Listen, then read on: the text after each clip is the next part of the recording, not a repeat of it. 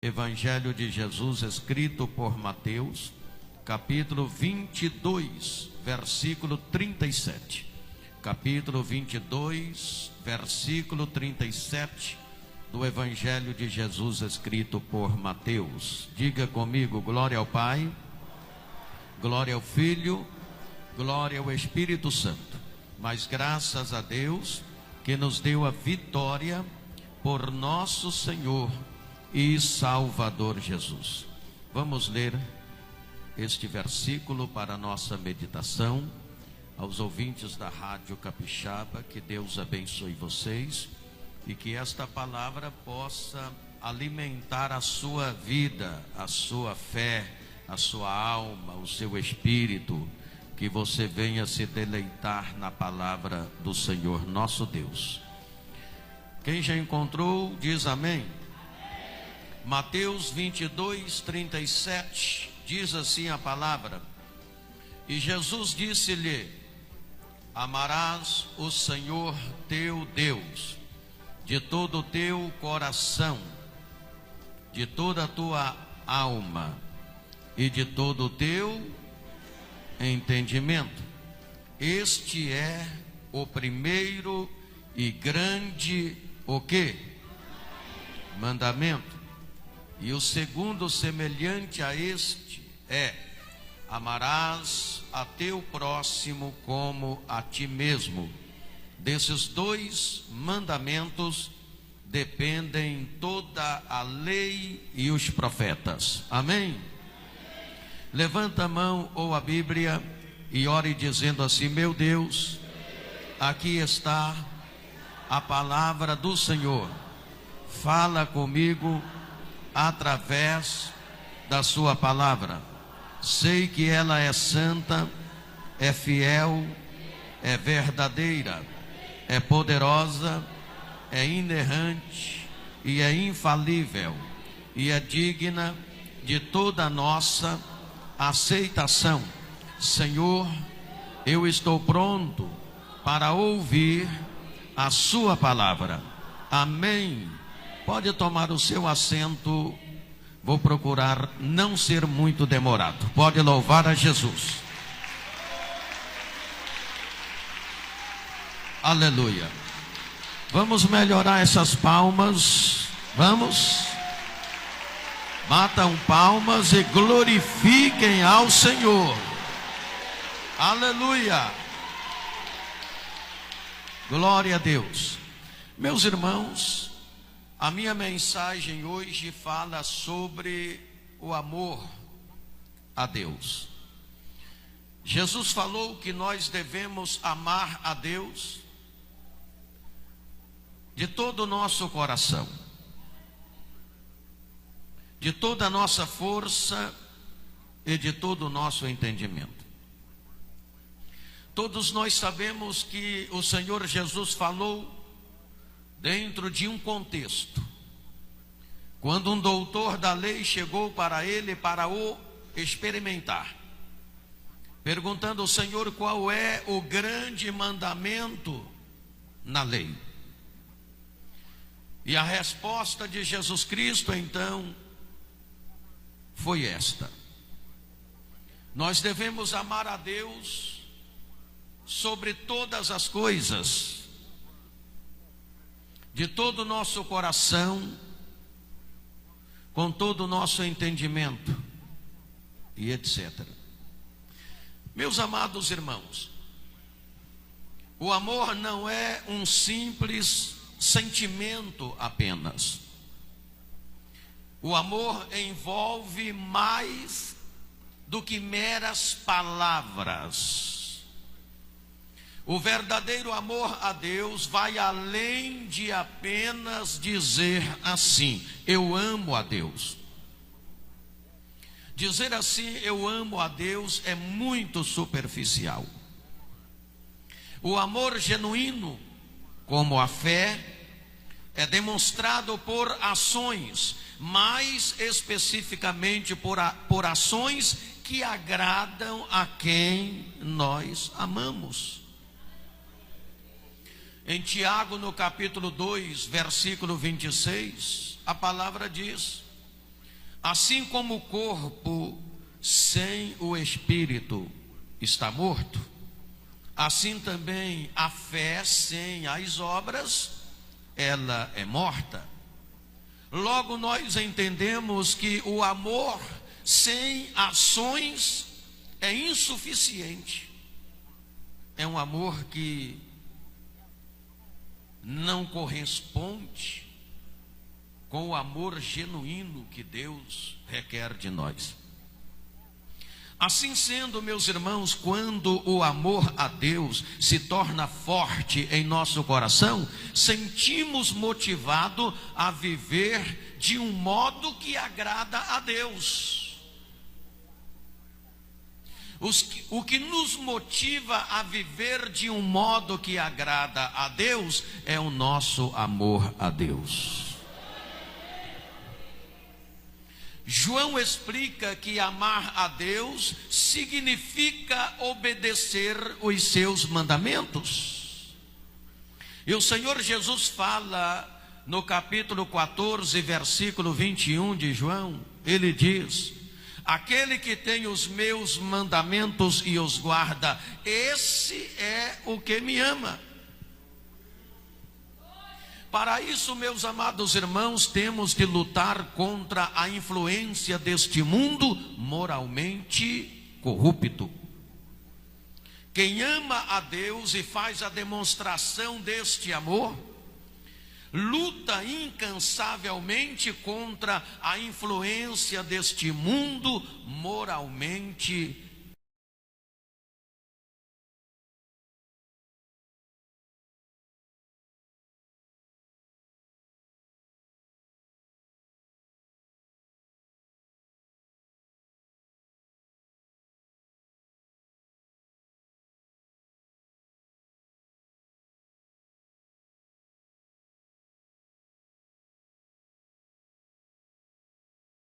incorreto.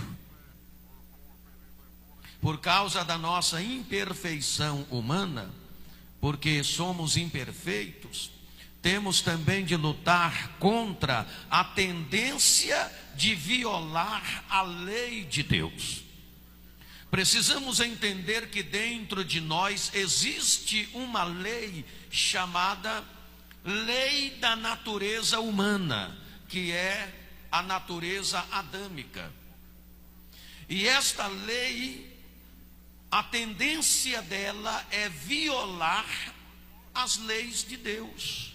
E nós precisamos lutar contra essa tendência de violar as leis de Deus. O apóstolo Paulo, em Romanos, no capítulo 7, versículo 21 ao versículo 25, ele fala desta lei que há dentro do ser humano. Ele dizia: eu quero servir a Deus, mas eu sei que dentro de mim há uma lei chamada lei do pecado. E a tendência desta lei é nos levar a violar as leis de Deus. Mas quando nós amamos a Deus de todo o nosso coração, com todas as nossas forças, de todo o nosso entendimento, além de nós lutarmos contra a influência deste mundo moralmente incorreto, ou seja, corrupto, nós lutamos também contra esta lei, contra esta tendência que há dentro de nós de violar as leis de Deus. Se nós amamos a Deus de verdade, o nosso amor a Deus nos fará vencer. O nosso amor a Deus nos fará vencer.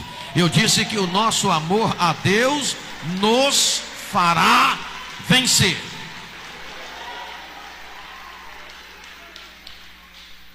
Jesus falou que nós devemos amar a Deus de todo o nosso coração, e de toda a nossa força, e de todo o nosso entendimento. Meus irmãos, por que devemos amar a Deus? Primeiro, porque é um justo dever de cada ser humano amar a Deus. O escritor dos Salmos 116, nos versículos 1 e 2, ele fala sobre isso. Por que nós devemos amar a Deus? Segundo, porque é mandamento bíblico. Jesus falou que isto é um mandamento bíblico, é um mandamento de Deus. Por que devemos amar a Deus? Porque Ele nos amou primeiro. 1 João capítulo 4, versículo 19, afirma que Deus nos amou primeiro. Então tudo o que nós fazemos é retribuir esse amor. Agora veja bem, como devemos amar a Deus? Jesus está falando aqui. Como devemos amar a Deus? Devemos amar a Deus de todo o nosso coração. Amar a Deus sobre todas as coisas significa que Deus deve ser prioridade em nossa vida. Para nós, Deus deve ocupar o lugar mais alto entre tudo e entre todos, de modo, veja bem, que todo o nosso ser esteja envolvido em conhecê-lo, em obedecê-lo e em amá-lo da forma que Ele quer que nós o amamos. Aleluia, bendito é o nome de Jesus.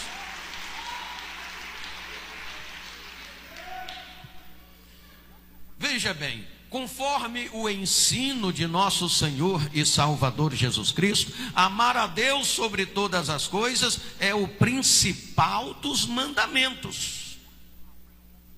Jesus deixou bem claro no texto em foco que amar a Deus sobre todas as coisas é o principal dos mandamentos.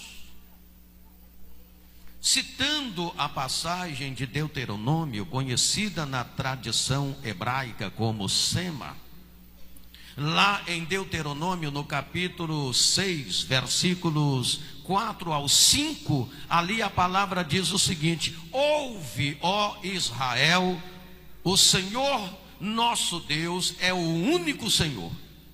Amarás, pois, o Senhor teu Deus de todo o teu coração, de toda a tua alma, de todo o teu entendimento e com todas as tuas forças. A tradição judaica identifica cerca de 613 mandamentos contidos no Pentateuco. Nos tempos de Jesus, os rabinos estavam constantemente envolvidos em discussões legalistas quanto à interpretação e observâncias desses mandamentos. Eles também consideravam que dentre os 613 mandamentos, 248 eram afirmativos e 365 eram negativos. Mas o Senhor Jesus sintetizou toda a lei apontando para o amor, que primeiro deve ser dirigido a Deus e segundo dirigido ao próximo. Aleluia, bendito é o nome do Senhor.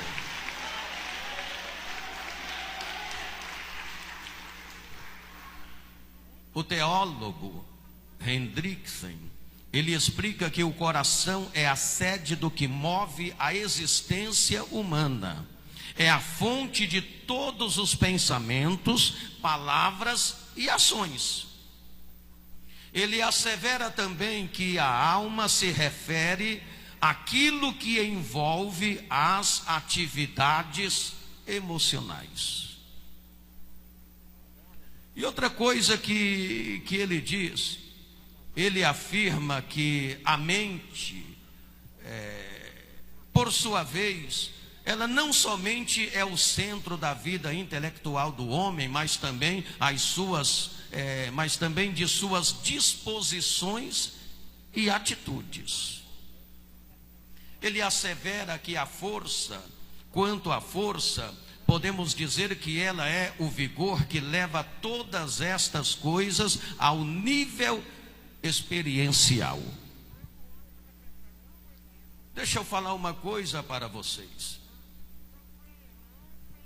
Não é preciso necessariamente distinguirmos esses 4 elementos como funções humanas distintas e delimitadas, visto que na verdade não é o objetivo do ensino bíblico neste versículo que eu citei de Deuteronômio, dividir o homem em 4 partes específicas, ou seja, coração, alma, entendimento e força.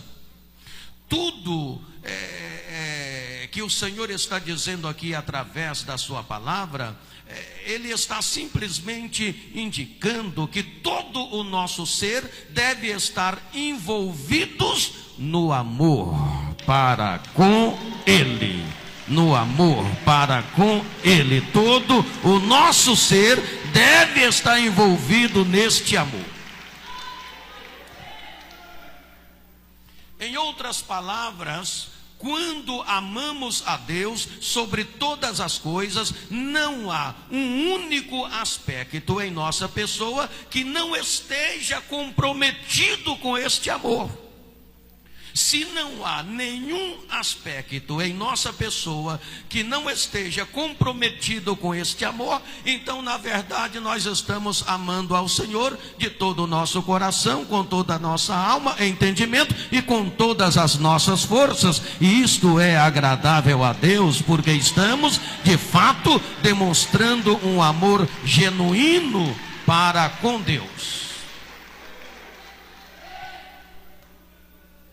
Devemos amá-lo com uma profundidade e uma fé devota. Pedro fala sobre isso na sua primeira epístola, no capítulo 1 e no versículo 8. Ali nós aprendemos que devemos amar o Senhor com profunda fé e devoção, de modo que a cada instante esse amor se possa expressar. Agora, quando nós amamos a Deus desta forma que Jesus falou, Jesus surpreendeu aquele doutor da lei, dizendo: amarás o Senhor teu Deus de todo o teu coração, de todo o teu entendimento, com todas as tuas forças, explicando que este é o principal dos mandamentos, e o segundo semelhante a este é amar o próximo como a nós mesmos. Quais são as provas de que nós amamos a Deus da forma que Jesus está dizendo? Existem várias maneiras de provar que o nosso amor é assim como Jesus disse, mas eu quero trazer apenas 3 provas, para não prolongar muito a mensagem. Quais são as provas de que nós amamos a Deus da forma que Jesus disse? Primeiro, nossos atos de renúncia. Diga comigo, nossos atos de quê? De renúncia. Nossos atos de renúncia é uma prova de que nós amamos a Deus. É uma das provas de que nós amamos a Deus acima de todas as coisas. Em Mateus, no capítulo 10, versículo 39, a palavra do Senhor diz: quem achar a sua vida, perdê-la-á, e quem perder a sua vida por amor de mim, achá-la-á. O que é que Jesus está dizendo com estas palavras? Ele está falando exatamente sobre renúncia. Qualquer que achar a sua vida, perdê-la-á, mas qualquer que por amor de mim perder a sua vida, achá-la-á. Ele está falando de renúncia. Depois ele fala em Lucas capítulo 9, versículo 23, ele diz: se alguém me ama, negue-se a si mesmo, tome a sua cruz e siga-me. Se alguém quer ser meu discípulo, se alguém quer me seguir, ou seja, em outras palavras, se alguém me ama, negue-se a si mesmo. Está falando de quê? De renúncia. Toma a sua cruz e siga-me. Depois ele diz assim, olha aqui, minha gente: quem não renunciar tudo por amor de mim, não é digno de mim. Ele está falando de renúncia. Em João no capítulo 14 e versículo 23, ele diz o seguinte: se alguém me ama, guardará a minha palavra. Aleluia, oh glória. Você pode glorificar ao Senhor?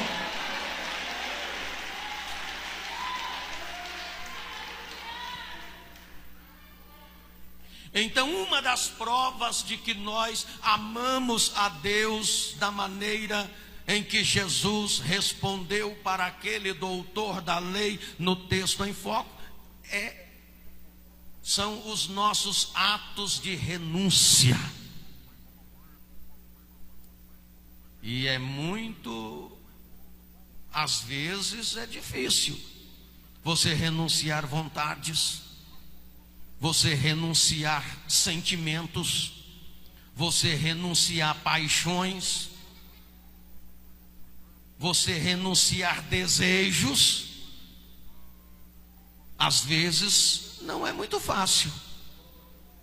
Tem coisas que é fácil de renunciar, mas quando se trata de vontades, de desejos, de paixões, de sentimentos, não é muito fácil.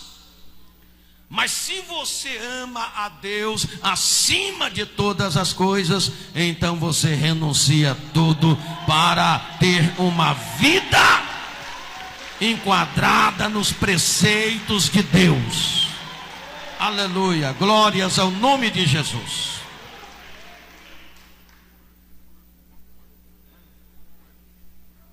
Veja bem, quais são as provas? Segunda prova: nossos gestos de obediência a Deus. Em João capítulo 15, versículo 14, o Senhor diz o seguinte: vós sereis meus amigos se fizerdes o que eu vos mando.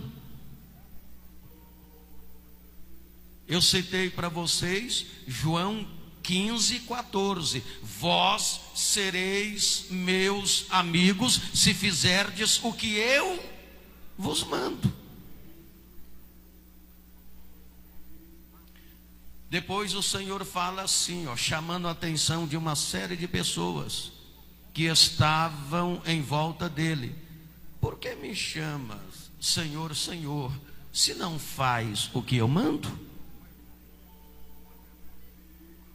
Por que me chamas Senhor, Senhor, se não faz o que eu mando? Ou seja, se não me obedece. Depois ele disse assim: nem todos que diz Senhor, Senhor entrarão no céu, porque nem todos amam a Deus de verdade. Aleluia! Você pode glorificar o nome do Senhor?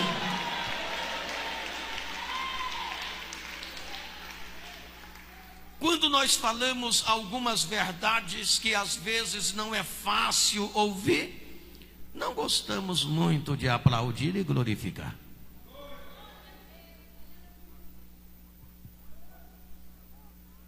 Nossos gestos de obediência a Deus são provas de que nós amamos a Deus acima de todas as coisas.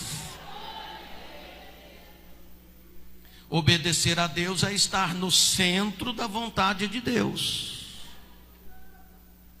E estar no centro da vontade de Deus é a melhor coisa, porque a vontade de Deus é boa, agradável e perfeita.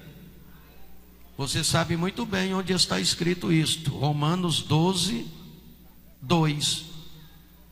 A vontade de Deus é boa, agradável e perfeita. Então a melhor coisa é estar no centro da vontade de Deus, em obediência a Deus.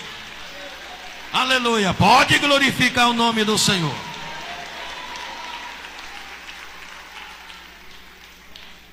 Aleluia. Quais são as provas do nosso amor? Primeiro, nossos atos de renúncia. Segundo, nossos gestos de obediência. E terceiro, nossa vida de serviço a Deus.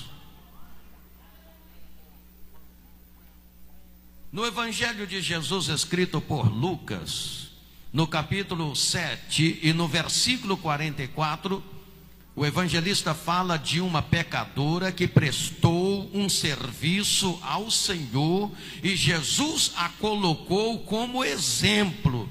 Aquela demonstração, aquele serviço que aquela pecadora prestou a Jesus foi um gesto de amor, e aquele gesto de amor, aquela demonstração de amor foi um exemplo, tanto para os discípulos quanto para os demais seguidores de Jesus.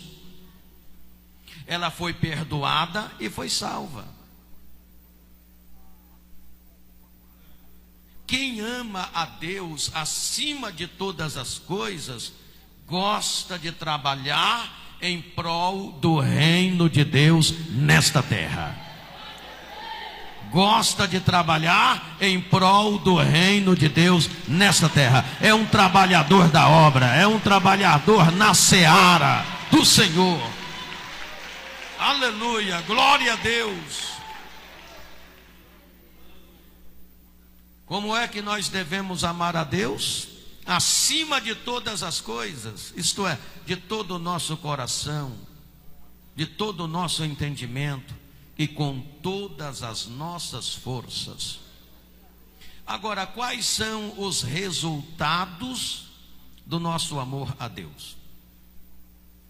Quais são os resultados? Existe algum resultado, alguma compensação de Deus para nós?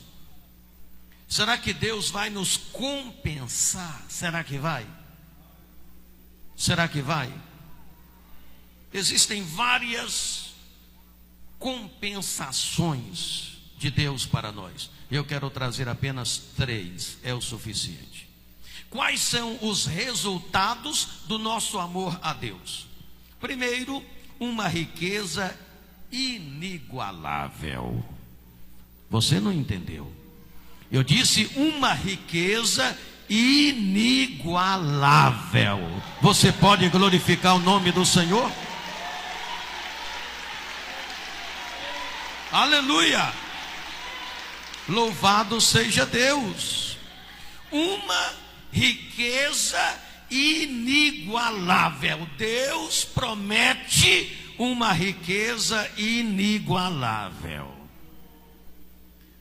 Ouça o que a Bíblia diz em Provérbios, capítulo 8, versículo de número 18 ao 21. Provérbios 8, 18 ao 21. Ouça. Riquezas e honra estão comigo. Sim, riquezas duráveis e justiça. Melhor é o meu fruto do que o ouro, sim, do que o ouro refinado. E as minhas novidades melhores do que a prata escolhida. Faço andar pelo caminho da justiça, no meio das veredas do juízo, para fazer herdar bens permanentes aos que me amam e encher os seus tesouros. Aleluia, você pode glorificar o nome do Senhor? Ei, recebe esta riqueza inigualável e glorifique o nome dele. Aleluia. Então veja bem que vale a pena amar a Deus acima de todas as coisas. Você não sairá perdendo. Foi isso que Jesus falou, Quem deixar alguma coisa, quem renunciar a alguma coisa nesta vida por amor de mim, não sairá perdendo, receberá a recompensa nesta vida e na vida vindoura a vida eterna. Ei, uma riqueza inigualável. Aleluia! Oh, glória a Deus, aleluia. Esta riqueza inigualável foi a riqueza que Jesus ofereceu para o jovem que achava que era rico. Lá em Lucas capítulo 18, versículo 22, a palavra fala de um moço considerado, no ponto de vista humano, rico. Tinha muito dinheiro, muitas propriedades, muitos bens, mas tinha uma alma vazia, uma vida vazia. Toda aquela riqueza não preenchia o vazio que existia na sua vida. E ele foi procurar preencher aquele vazio que a sua riqueza não preenchia em Jesus. E quando ele chega para Jesus, ele diz: bom mestre, o que hei de fazer para herdar a vida eterna?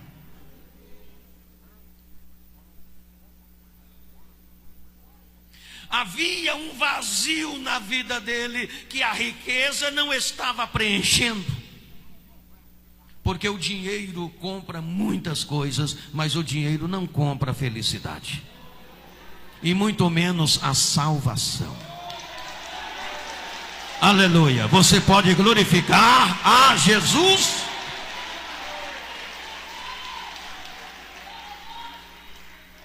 Há muitos ricos, milionários e bilionários que não são felizes. Me lembro, na década de 85, naquela época, um dos homens mais ricos do mundo, no seu leito de morte, ele disse: eu sou um dos homens mais ricos do mundo.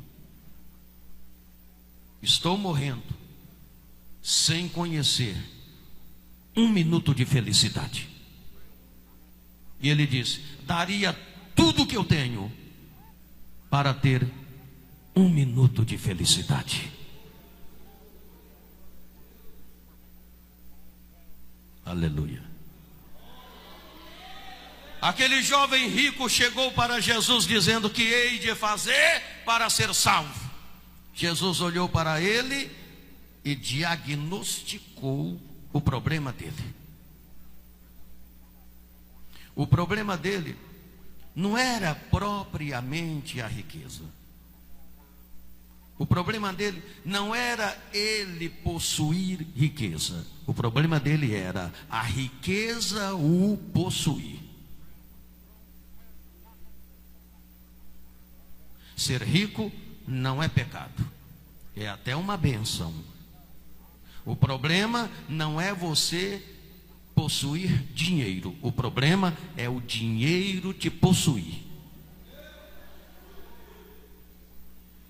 Quando você possui riqueza, você consegue colocar Deus acima da sua riqueza. Agora, quando a riqueza te possui, aí você coloca ela acima de Deus. Ela vira o seu Deus pessoal.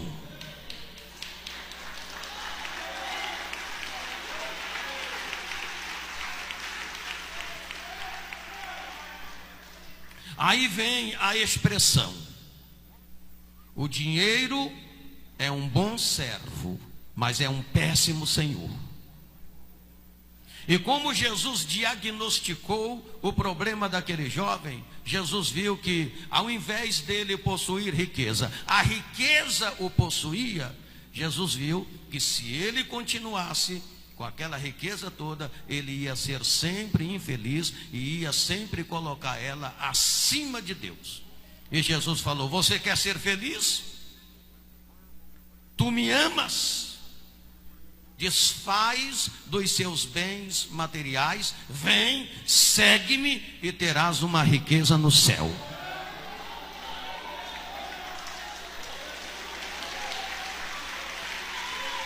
Aleluia! Ei, glorifique a Deus. O que é que Jesus ofereceu para aquele moço?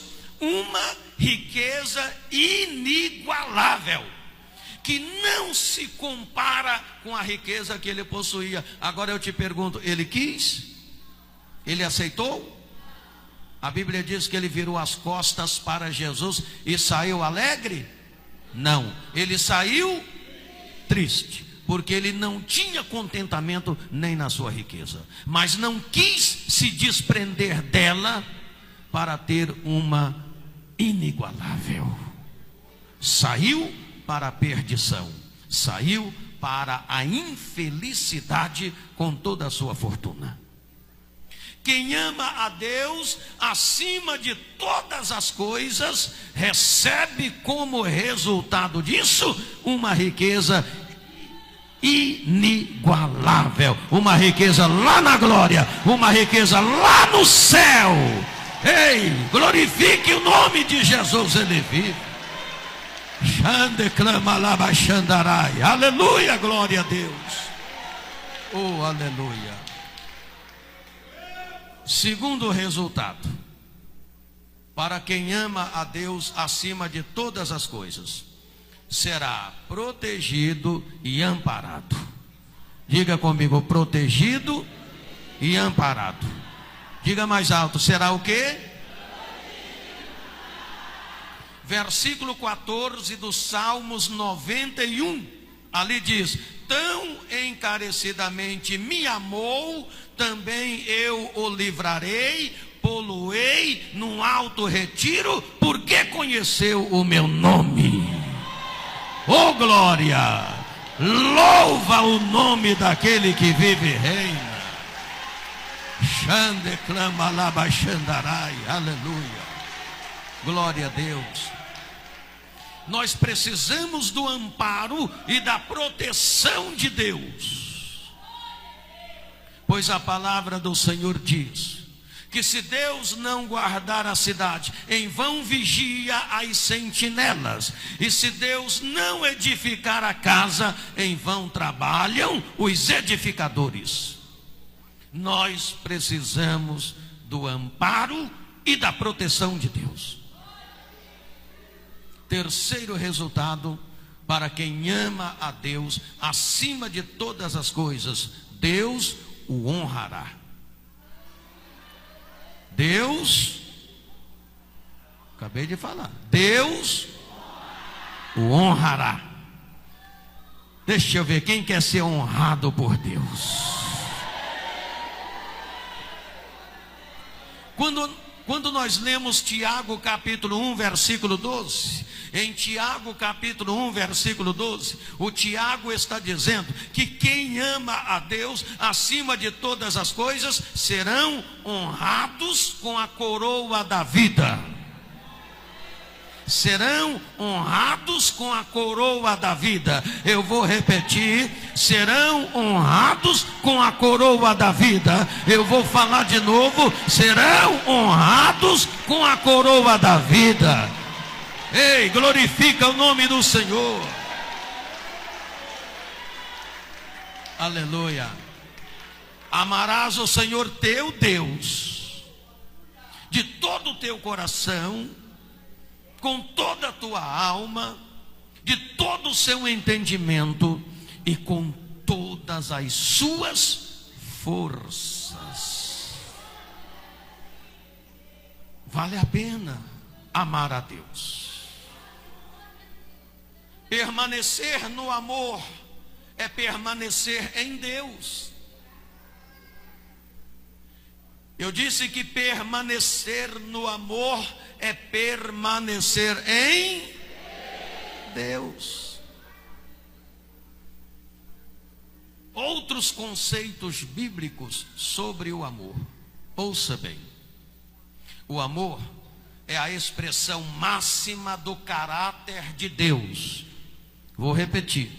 O amor é a expressão máxima do caráter de Deus. 1 João capítulo 4, versículo 8, está dizendo: aquele que não ama não conhece a Deus, porque Deus é amor.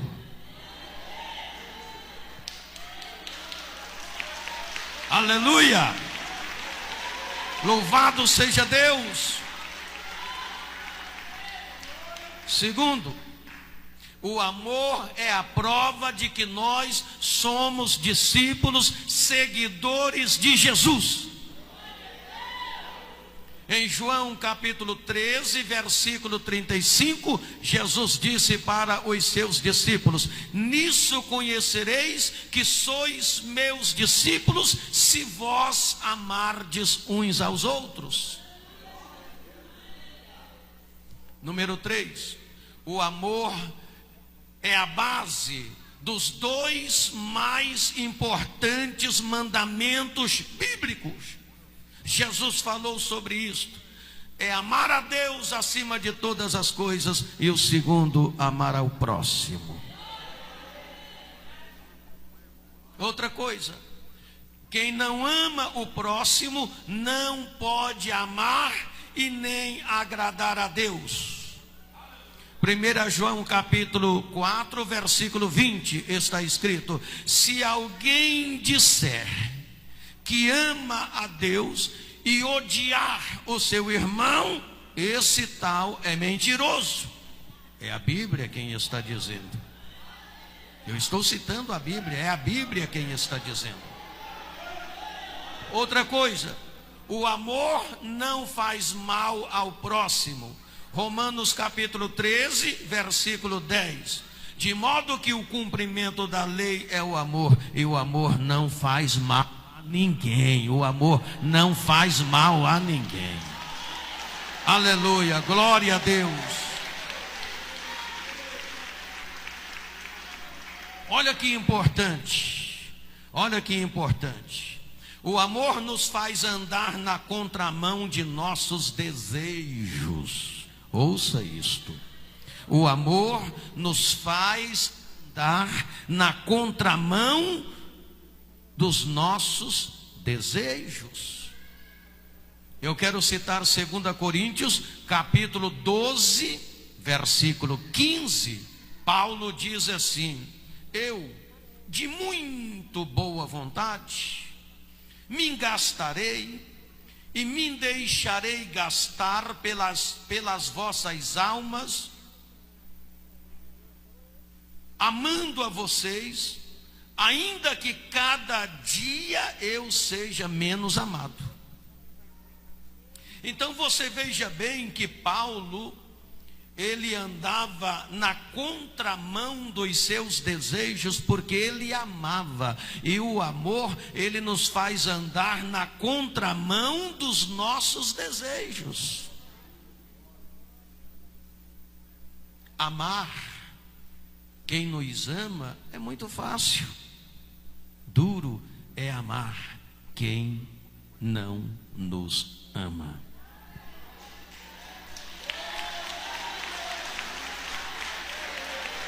Aleluia. Aleluia. Mas é mandamento de Deus. É mandamento. O primeiro, amar a Deus acima de todas as coisas, e depois ao próximo como a nós mesmos. Para encerrar, o amor, à luz da Bíblia Sagrada, ele é superior a todos os dons espirituais. Eu disse que à luz da Bíblia Sagrada, o amor é superior a todos os dons espirituais. Isso fica bem claro em 1 Coríntios capítulo 13, versículo 1 a seguir.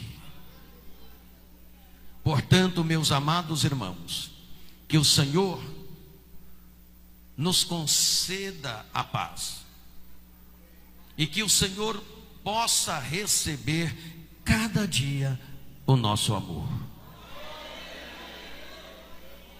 Este é o mandamento de Deus, o maior de todos os mandamentos: amar a Deus acima de todas as coisas, com todas as nossas forças, entendimento, alma e coração.